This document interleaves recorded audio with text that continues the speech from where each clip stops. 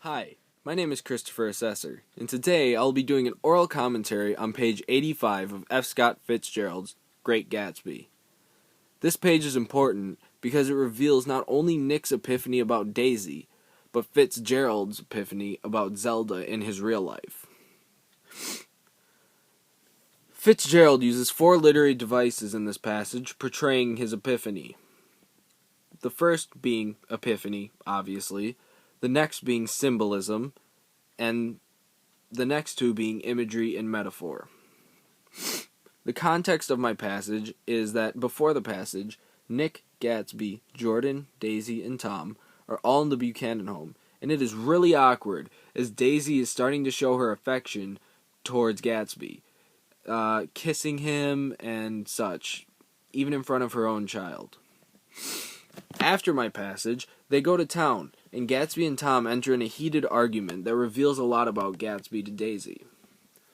And the importance of this passage is the feeling Fitzgerald and Gatsby both share about money over love, or money and appearance over love, or feelings. And yeah, so I'll start talking about the literary features, the 4 literary features that Fitzgerald uses. The first most important one will probably be epiphany.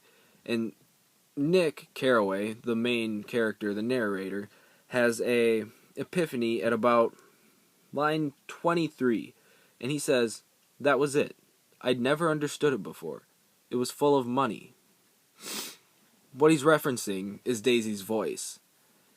Now, Daisy's voice was in fact full of money. And this is how Fitzgerald felt about Zelda. He felt that she was full of money, and that she needed to be full of money in order to be happy.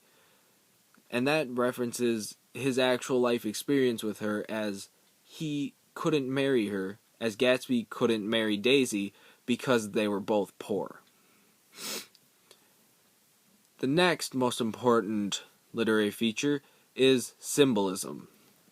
In the beginning, the first line, as a matter of fact, Daisy says, "It's too hot to fuss."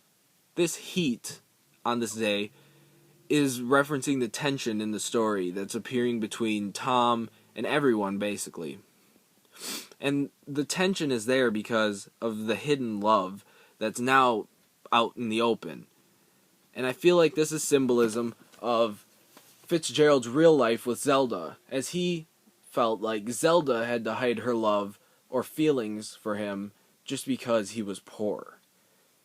The heat is also referenced later towards the end of the passage, saying he felt the hot green leather of the seat, and this is just the heat again. The next would be imagery. After Nick has his epiphany, he describes her voice, or what makes it up. He says, "That was the inexhaustible charm that rose and fell in it, the jingle of it, the cymbals' song of it. High in a white palace, the king's daughter, the golden girl." This is also metaphor. The golden girl is. And this imagery and metaphor is used to